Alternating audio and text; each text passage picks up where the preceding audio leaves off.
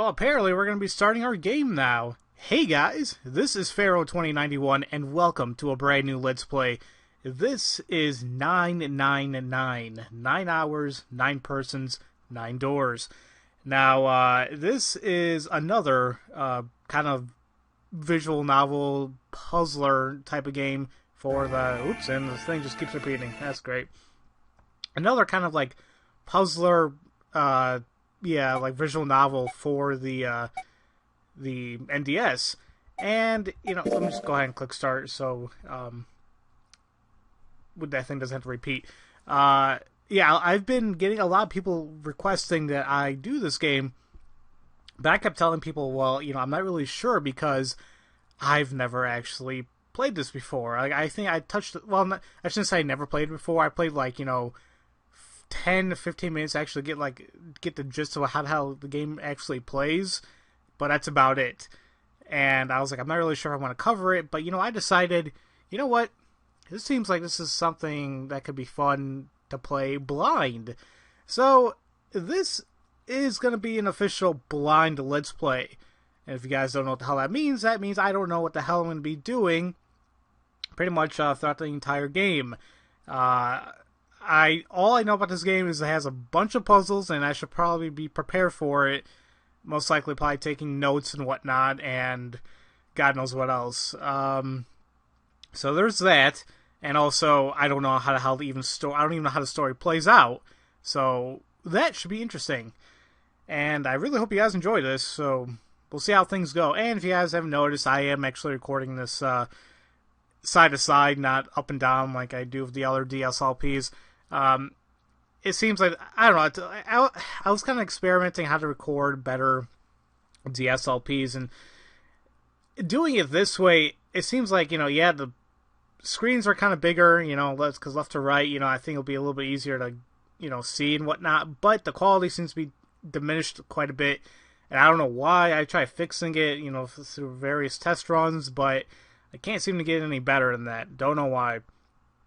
Also, I think this LP and the one I want to record next, which, well, as I'm recording this, 358 Days is still going on, but it's just about done, and I plan on going on to next in the series, by Birth by Sleep. However, when I was doing a test recording for that as well, I noticed that the quality isn't that great, so I have a bad feeling that the quality for this LP and the other LP going on, as this will be going on, will be kind of worse quality, and I apologize for that. I'll try to boost it up as much as I can later on, but yeah, we'll see what's gonna happen. But in any case, enough of me rambling. Let's go ahead and get started.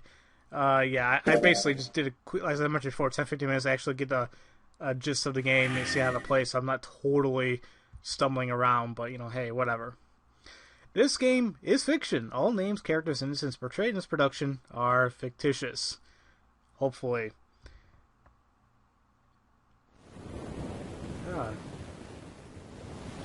It seems like we got some nice waves going on here. Kind of soothing, don't you think? So yeah, it looks like a boat. And we have a countdown on the left there. Well, is this a good or bad countdown? Oh, obviously it's a bad one. Well, who put that bomb there? Okay. A loud noise started Junpei awake. His eyes snapped open. As they adjusted to the light, he realized that he didn't recognize his surroundings. Ow! With a crack, Junpei's head connected with something metal. He rolled over and threw out his hand to steady himself, but he found himself groping in empty air. His balance lost, and his still fuzzy mind struggling to understand what was going on, Junpei tumbled down to the cold gray floor. The hell was that? Damn news update. Sorry about that. Oh, damn it! What the hell? Junpei glittered around the room, still trying to determine where he'd woken up. The fall had shaken the last cobwebs off sleep from his mind, and finally he understood where he'd fallen from. It was a bed. A A 3-level bunk bed, in fact. Junpei had fallen, apparently, from the topmost bunk. His shoulder hurt, his knee hurt, his hip hurt, his entire body hurt. He could feel a bump forming on his forehead, where he'd slammed it against the low ceiling, kind of like a cartoon. He wondered if that bump was the reason he felt his vision wavering a bit, but that seemed unlikely. At first, he thought the tremor that ran through his legs was just another effect of his rude awakening, but as he looked around, he realized it was real. The whole room was shaking. Was it an earthquake, he wondered? It didn't seem likely. It was shaking far too quickly for an earthquake. Then again, Junpei had no idea what it was, if not an earthquake. He tried to tell himself it was important. Junpei rubbed the growing bump on his head and gingerly climbed to his feet. His balance regained, he finally took his first good look around the room and muttered to himself, "Where am I?"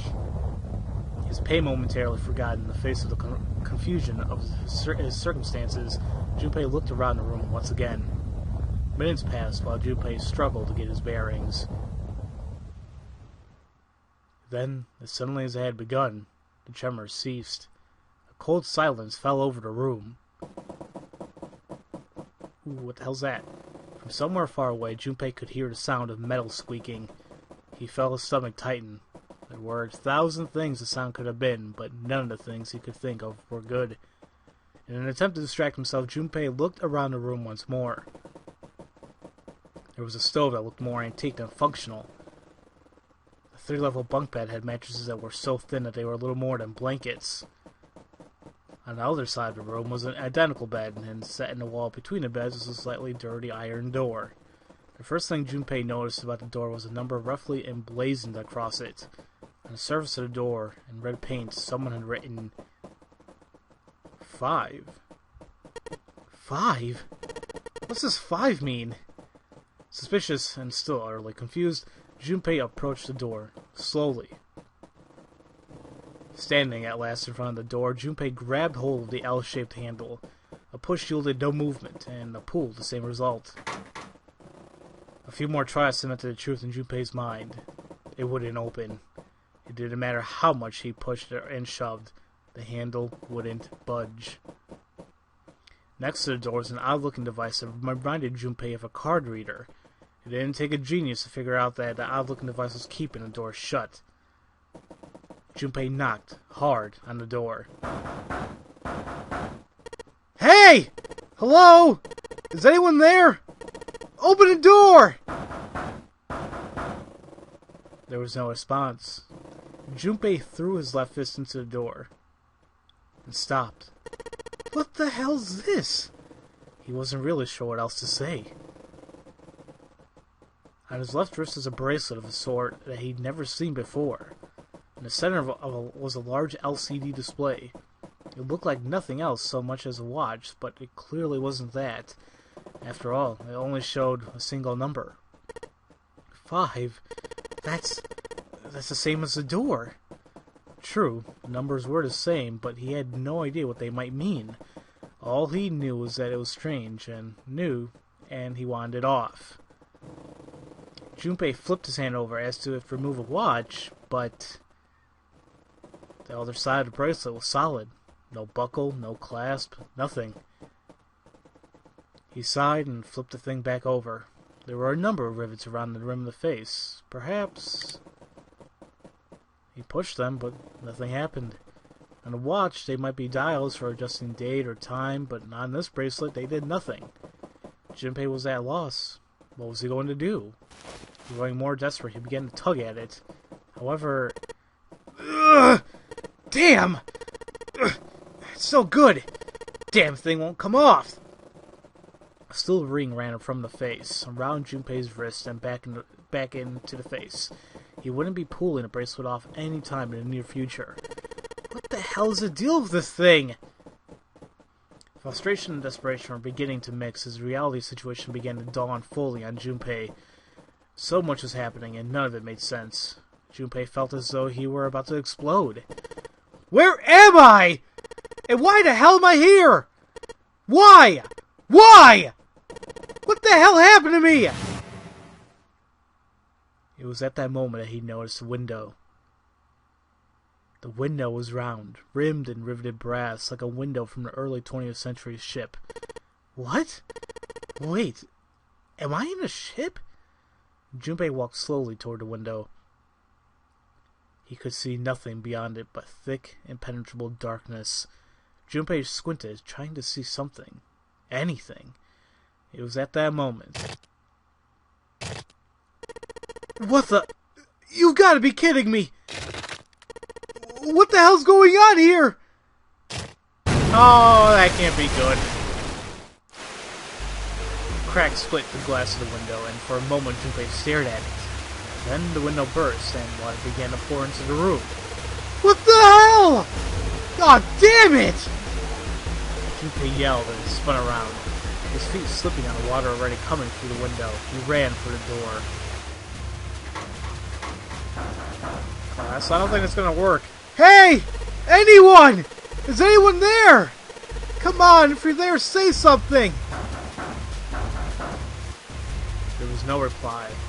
As Junpei screamed and pounded on the door, the water began to rise. He was now ankle deep on the floor and rising quickly through his knees. Things were not looking good for Junpei. Not good at all. He needed to find a way out, and quickly.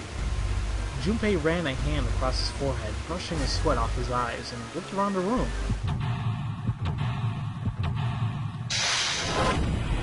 And I guess we can play now. Seek a way out. Oh, okay. Okay, so I guess this kind of operates like a... You know, if you guys ever played those escape games, you can find like in like Newgrounds or any other like Flash game, you know, websites. They have like a bunch of escape to room games. It's kind of, I think it's kind of like this. Oops. So, yeah, excuse me if you keep seeing my mouse here. I'm going to see if I can get rid of it during editing. If not, then I'll keep working on it.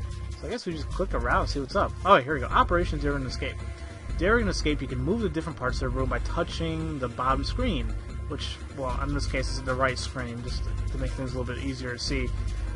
Since many areas require very exact selection, we recommend the use of the stylus. Searching during an escape. During an escape, you can touch a background to search anywhere in the room. Areas you can investigate will be highlighted yellow the moment you touch it. Depending on the nature of the location you touch, you might find an item or a hint.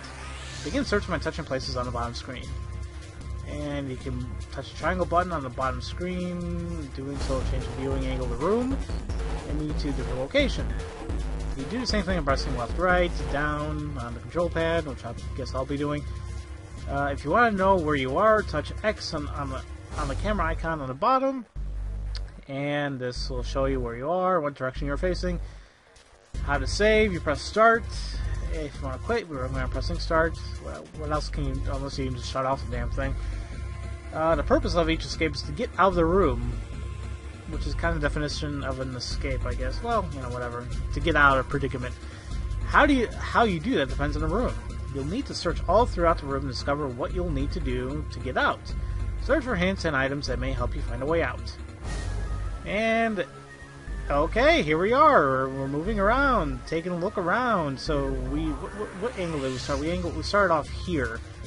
So let's start clicking everywhere. Water just keep coming through a window. It's like a waterfall. I don't think shoving something into the window is going to stop the water. In other words, if I don't want to die, I need to find a way out of the room. I had to figure this out. Okay, so I hope there isn't a time limit here, but then again, I'm not really sure. It's a pipe. I know! I'll crawl into the pipe and find a way out! There's nobody here to make fun of my lame jokes. Man, this sucks. Yeah, now's not the time to make jokes, Junpei. There's a pair of simple chairs next to the table. The water's already up to the chair.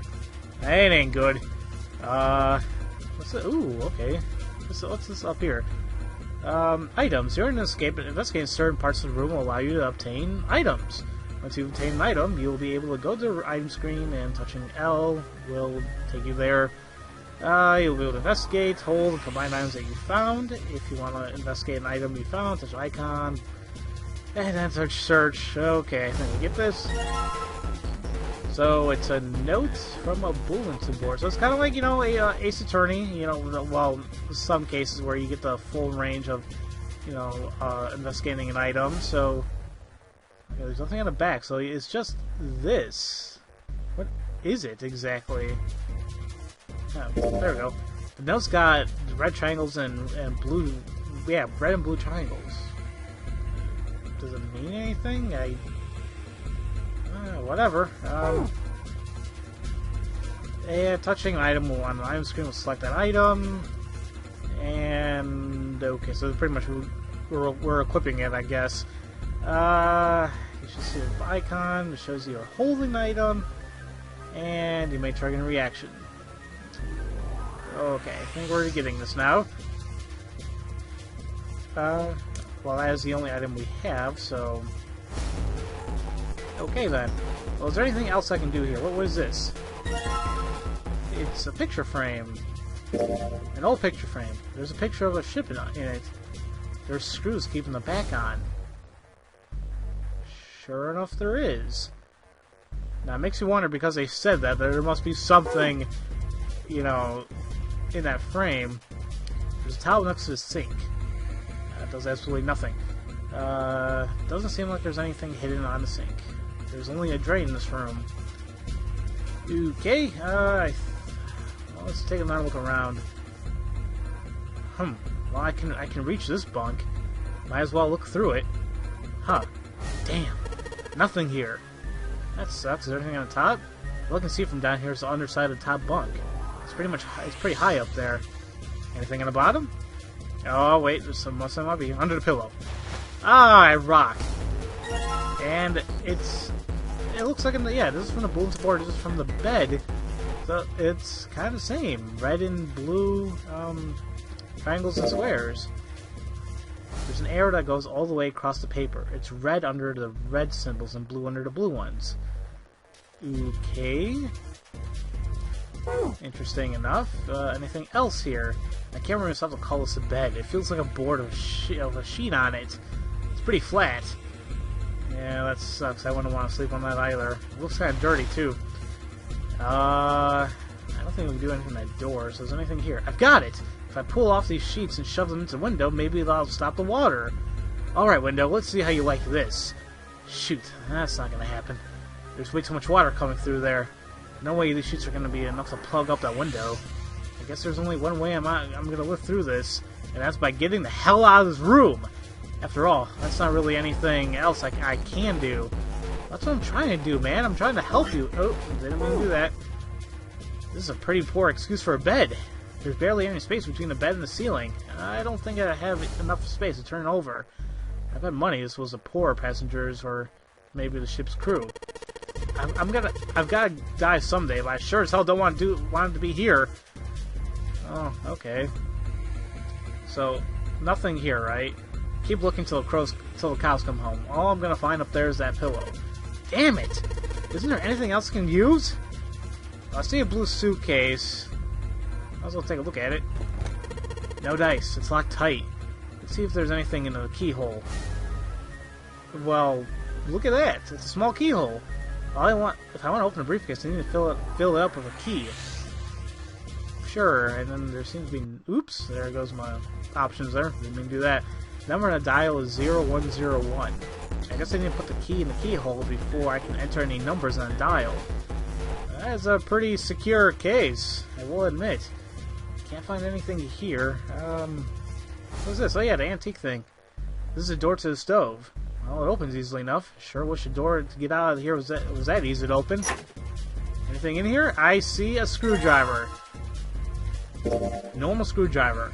Doesn't seem to be anything special about it. So that means if this thing has screws on it, I'm going to go ahead and combine these two. Well, the screwdriver got those screws off easily enough, and here's the picture. Alright, cool. What? So somebody wrote a bunch of numbers and symbols on the back of this picture, huh? Did they now? Sure enough, they did. Fix this up a little bit. Yeah, it's a little finicky here.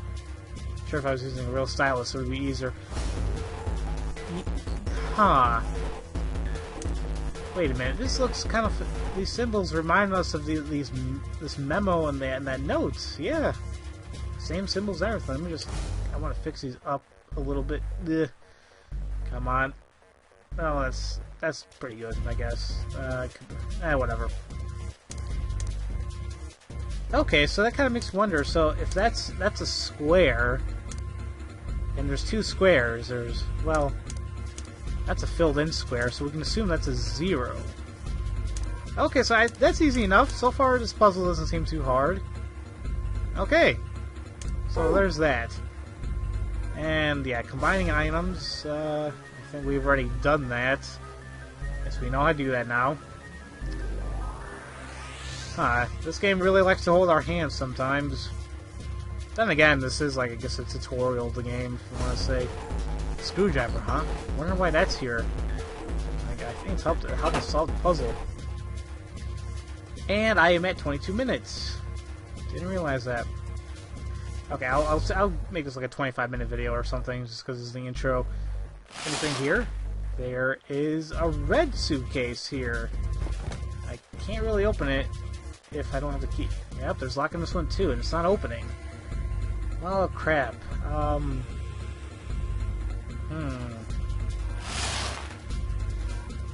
You know what? Shoot. I'm already getting stuck. Actually, wait, I don't think I checked this out yet. I didn't. And there is something taped to it. It looks like a red key. However, you know what? I think I'm going to call the video because I am getting a message here. I'm trying to see if it's important or not. But in any case, I'm going to go check that out. And I hope you guys are getting interested in this. I have a bad feeling that I will stumble around a lot. And I do apologize in advance for that. Because I always stated, like, I'm not the best at puzzles. And I guess I mean more like logical puzzles. I mean, sometimes it takes me forever to get it. I mean, I eventually do it, but it's like, oh, it takes me more than the average man to figure out, oh my god, this is a simple puzzle. So, but I've heard a lot about this game, about it being fun, like a really good story, and I figured, you know what, I might as well experience it. And with it being blind, and you guys are pretty much experiencing my first-hand reactions to everything here. And hopefully you guys are too, and I really hope you guys are enjoying this. And once again, I hope you guys don't mind the quality. I will be trying in the future to go ahead and bump it up as much as I can, but we'll see how things go. Who knows? But in any case, yeah, I hope you guys are enjoying yourselves so far. And I guess next time we'll pick up, I guess that is the red key. So I'm assuming for the red briefcase, we'll pick it up and see what we can do to get out of this damn room. So, as usual, thank you all for watching, and I'll see you guys next time for Let's Play 999. I'll see you guys later.